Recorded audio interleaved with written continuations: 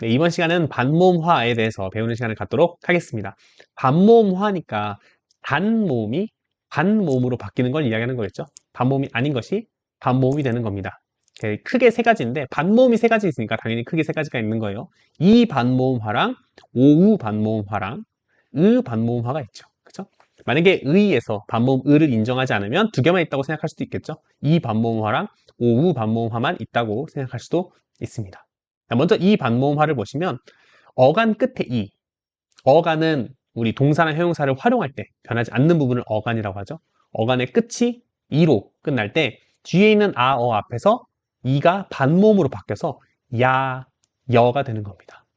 밑에 예를 보시면 꽃이 피다 해서 피어서 줄여서 펴서 피어서 이렇게 피어서라고 발음될 수도 있고 펴서라고 발음될 수도 있습니다.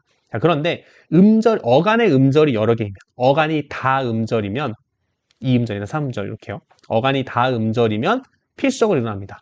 보살피어서 라고 하지 않고 보살펴서 이렇게 발음됩니다. 선생님 저는 보살피어서라고 발음할 수 있는데요. 그리고 그렇게 발음하는 것 같은데요 라고 하면 표준 발음법에 따르면 필수적입니다. 뭐 보살피어서라고 발음하셔도 돼요, 살면서. 근데 어쨌든 표준 발음법상으로는 필수적으로 일어난다 라고 보시면 되고, 초성이 즈, 쯔, 츠로 시작할 때는 단음절, 1음절이라도 반드시 반모음화가 일어납니다. 그래서 지어 라고 했을 때 내가 경기에서 지다 했을 때 지어, 저 라고 바로 반모음화가 되고요. 만두를 찌다 했을 때 만두를 쪄 라고 하고요. 공을 치다 라고 하면 공을 쳐 이렇게 되고요. 근데 그 쳐 옆에 쳐라고 제가 적어 놓은 거는 이것도 반모음 탈락이거든요. 근데 그건 반모음 탈락 파트에서 다시 한번 설명하도록 하겠습니다. 츠 뒤에는 반모음 이가 또 올 수 없는 또 제약이 있거든요.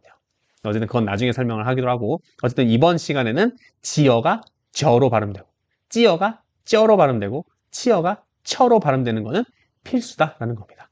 그래서 초성이 즈로 시작할 때는 단음절이어도 필수적으로 이 반모음화가 일어난다라는 거 참고로 알아두시면 되겠고, 오우 반모음화도 이 반모음화랑 비슷합니다. 원래 오우가 아나 어 앞에서 반모음으로 바뀌어서 와, 워로 발음되는 거죠. 그래서 이거는 어간의 음절수랑 상관없이 그냥 무조건 다 수의적입니다. 무조건 다 랜덤입니다. 일어날 수도 있고 일어나지 않을 수도 있는 거죠. 여기를 보아 라고 해도 되고 여기를 봐 라고 얘기해도 되고요. 이것 좀 해보아 라고 얘기해도 되고 해봐 라고 얘기해도 되는 거죠.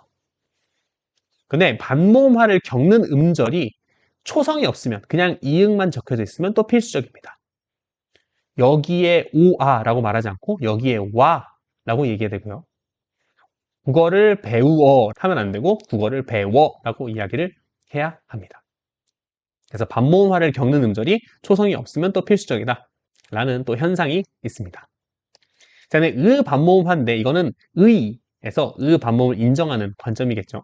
어간 끝 모음에 으가 오면 뒤에 있는 이 모음이랑 합쳐져서 의가 되는 겁니다. 뜨이다 경우에 띠다 이렇게 발음되는 거죠. 또 요거랑 관련해서 우리가 또 볼 수 있는 게 어문 규정을 보시면 제가 밑에 참고라고 적어놨는데 아, 오, 우, 으 뒤에 이어라는 말이 올 때 이 이어가 앞말에 붙을 수도 있고 뒷말에 붙을 수도 있습니다. 그러니까 앞말이랑 줄어들 수도 있고 뒷말이랑 줄어들 수도 있는데 무슨 얘기냐면 쓰이어가 오면 이 이가 앞말에 줄어들어서 쓰여라고 쓰일 수도 있고요. 뒷말에 붙어서 쓰여라고 할 수도 있습니다. 보이어 같은 경우에는 앞말에 이가 붙어서 되어라고 할 수도 있고요. 뒷말에 이가 붙어서 보여라고 할 수 있습니다.